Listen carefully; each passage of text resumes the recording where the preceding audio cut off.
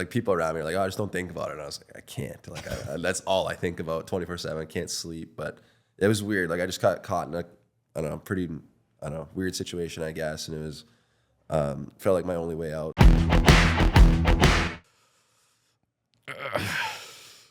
Yeah, I don't know if I want to talk about the offer sheets. I'd rather talk about something else. I get that. You must be asked all the time about, like, Leon, you could be like, Leon's guy score 1 million goals and all of that. What was your August like? I mean, it was pretty chill until until midway through, and then it got pretty stressful. But I mean, that week was like so stressful. Like, just had no idea which team you're going to. Kind of dark from both sides. Like, didn't hear anything, and then it came down to like the very last second of the cutoff was like 7 a.m. or whatever, and it was like, I don't know, exactly 7 a.m. I found out. I do really not well with uncertainty. That seems like my nightmare, where it's like either you're going back to like the guys and they're like, what the hell? And the other option is you're leaving them. And so it's like, I would imagine that would be the worst week of your life, basically. Yeah, I mean, it was tough. Like, people around me are like, oh, I just don't think about it. And I was like, I can't. Like, that's all I think about 24/7. I can't sleep. But it was weird. Like, I just got caught in a, I don't know, pretty, I don't know, weird situation, I guess. And it was, felt like my only way out. So, but yeah, that whole week was pretty stressful. And I remember texting Broby. Broby was in Sweden too at the time, so time difference is a little bit off. But we texted him like, "You hear anything?" He's like, "Nah, nothing." Did you understand the magnitude of it's August? We are so bored. We need any bit of news in culture, in world news. And the one thing that makes the entire hockey world go nuts is even a whiff of an offer sheet. So did you understand when you signed that you were about to be the face of the NHL in the weirdest way? I honestly didn't at all. I was so naive. I thought, oh, middle of summer, like, people are probably gone doing things, whatever. I was like, it'd probably like be a little news, but I didn't expect it to be kind of at the magnitude it was. And you know, it was pretty naive of me to think that way. But at the end of the day, too, I think you said before, like, you never really see two offer sheets, like same team. So, but yeah, it got pretty crazy. I got some interesting messages on Instagram from a lot of people, and yeah, it was pretty crazy. I think that when offer sheets, or even just when players leave, the easy refrain is like, oh, that was about money or whatever. Like, you pretty, and even like with Broberg, even though Broberg got a pretty unique contract, but like, the story with you always seemed pretty clear. Like, he needs to play. He needs development isn't linear, but like, he needs a development to kind of go this way and not just up and down and everything. And even stuff like the trade deadline, where you probably don't know, like, am I still going to be on the team after it, or am I going to get sent back down? How much of it was about, I would love to go someplace where I am playing top 6 minutes? Yeah, I mean, I don't know if I can give you a percentage, but that was definitely a big part of it. You know, just going off base what Edmonton was telling me, it didn't seem like I was going to get a ton of opportunity. And you know, and then I talked to Doug Armstrong too before it all went down. And, you know, I felt there was more opportunity here in St. Louis. And I knew it wasn't just going to be handed to me. Like, I was going to have to, you know, have a good camp and earn it. But it was definitely, more opportunity in St. Louis. And I think that's, like, as like a young player too, that's huge. Like, you want to kind of make your mark and, you know, grow and, you know, learn how to play the game at an NHL level and play well. So I think that comes with opportunity, and I'm just thankful for the opportunity here in St. Louis. How much do you weigh from a perspective of like, got so close to winning a title versus like, I need to find out what kind of player I am. I need to find out, like, given the most opportunity, what I can do and see like what my potential is? Yeah, I mean, that's a great question. I mean, it was so hard because, like you said, we were so close, like basically like 2 shots away from winning a Stanley Cup. Like, that whole experience too, going through the playoffs, so you get tight with the guys, and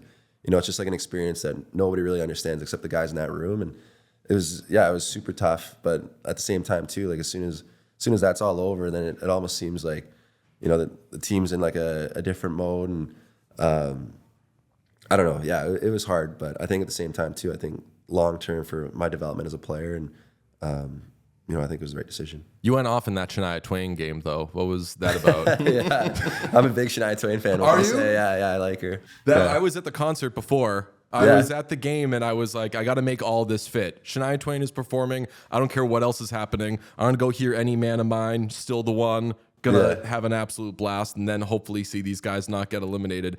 And you went crazy in that game. I mean, Shania Twain aside, what did it feel like to have a monster performance in a Stanley Cup Final game at home?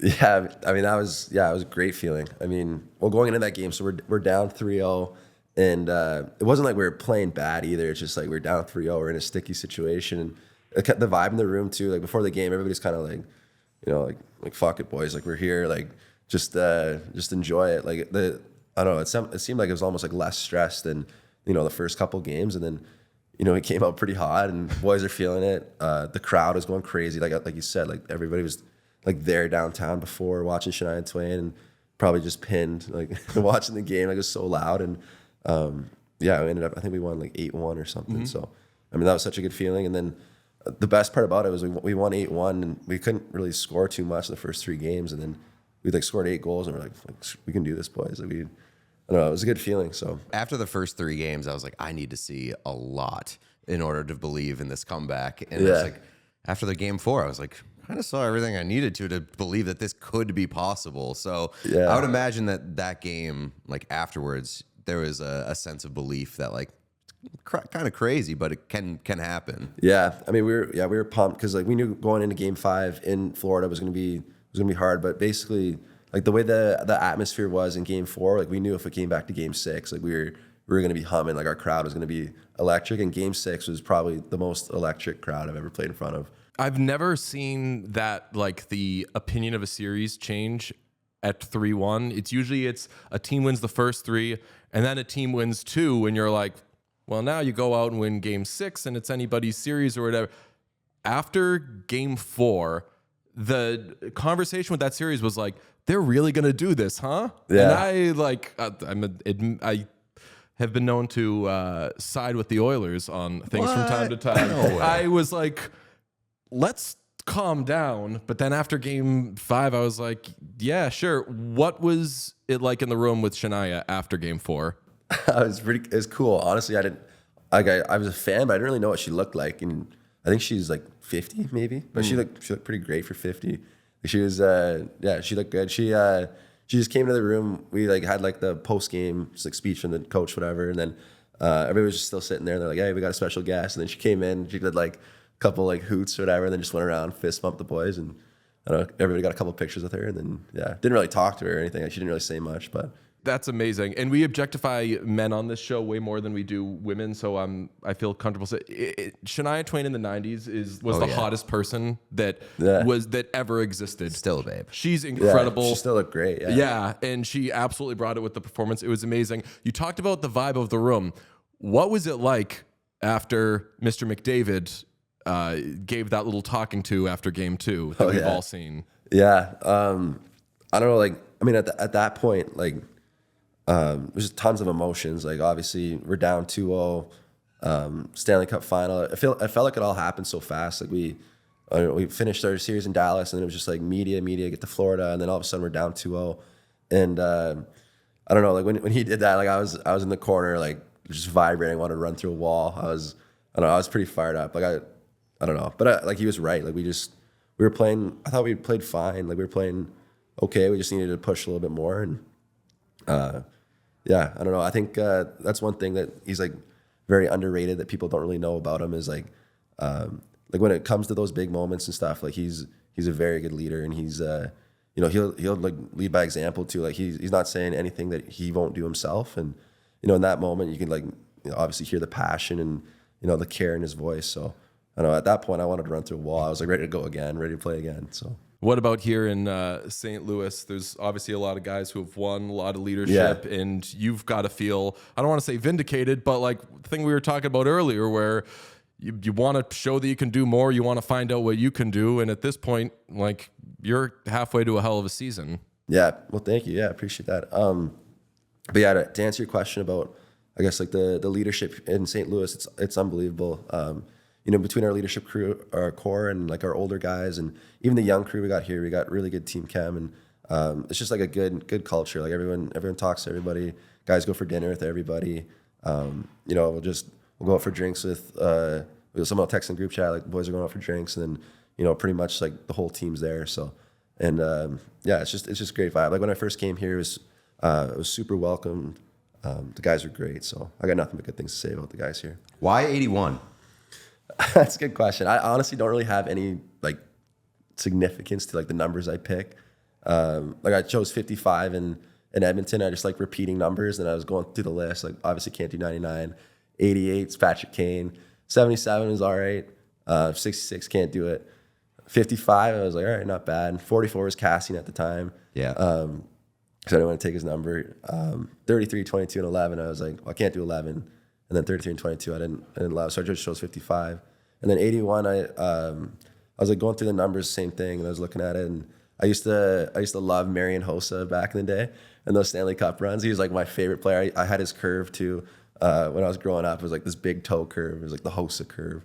So when I saw 81, I was like, I'm gonna ride with that. I like that. We love Hossa. So Yeah, he's great. Music to our ears. I do find it interesting that you worked. I love double numbers as well. I like that you worked top to bottom. I feel like a lot of young guys now like start at the top, a lot of high numbers. Yeah. And kind of a long time ago, it would be start from the bottom and work up. So Yeah. it's interesting. Is that like a number influence thing from like some of the guys you grew up watching? I don't know. I think maybe, but I just know growing up, like some of the minor hockey teams I was with, like you could only pick from like 1 to 20 or like 1 to 25 or whatever it was. So like as soon as you get a high number, there's just like a sick feeling. It's like achievement unlocked or something. Yeah, that's kind of cool. That's interesting. I want to get back to the Marian Hossa influence. I mean, Marian Hossa, I think, is the perfect wing. Yeah. So, like, as a guy who plays a lot of wing yourself, like, how much of an influence is that to say, if I could score a shit ton of goals, be an unbelievable two-way player, and also, like, not suffer fools out there, I'd take that. Yeah, 100%. I mean, I love the way he played. Like I was still pretty young watching him, so I wasn't like dialed in watching like I am now, but I just like I love the way he skated. I thought he was so fast, and he was just an animal out there. Like he'd score, he'd muck it up. So I don't know. I love Marian Hossa. A question on the Blues: have you been able to figure out why everybody hits Jake Neighbors? I don't know. He does get hit, yeah, but he also dishes it out too. So I mean, that's probably part of it. Like, but I feel like if he could get like residuals on Department of Player Safety videos, where like every time they play a song on the radio, the writer gets a little credit for. I feel like every questionable hit we see is on Jake, is like against Jake Neighbors. He's not a dirty player, but like Sam Bennett, Matt Rempe, Lozon the other night. Like no, you're right. Yeah, he's taken a couple bad hits like recently. It's not his fault either. Like he's just like getting caught in bad situations. But yeah, I had a theory because he wears 63 and plays the left wing. I was like, he's got some Martian to him. Guys are just trying to kill him out there. They're like role playing. They're just like role playing and taking it all out on him. I want to ask you if you're aware of your headshots. And I gotta clear the air. Yeah, very different vibe in person versus what we see in the headshot, which is like progressively pouty. No, I know. It's gonna sound dumb, but so I love the UFC. Like the UFC is like my favorite thing to watch. Like every time there's like big fights, I love watching the UFC. And but so yeah, like when I forget someone just fought or something, but like they always do like the UFC media and stuff, and like guys are like looking pretty nails in their headshots, and then I know the face-offs too.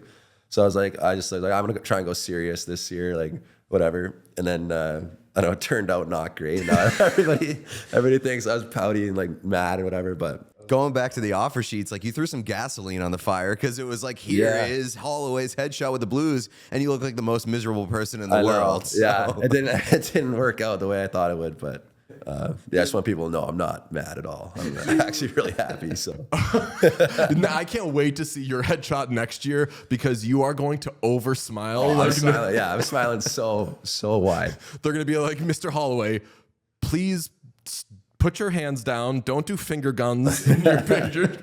And you're like waving at the camera and everything. Okay, that's good to know because as Pete said, it was just we're bored in August when offer sheets go down, and we're a little antsy for the season as headshots are coming out in September. So when our first shot of you in a Blues jersey is just like I said, a little pouty, people are like, damn, that Broberg made him do it or anything. The fan fiction was out of control. I know, yeah.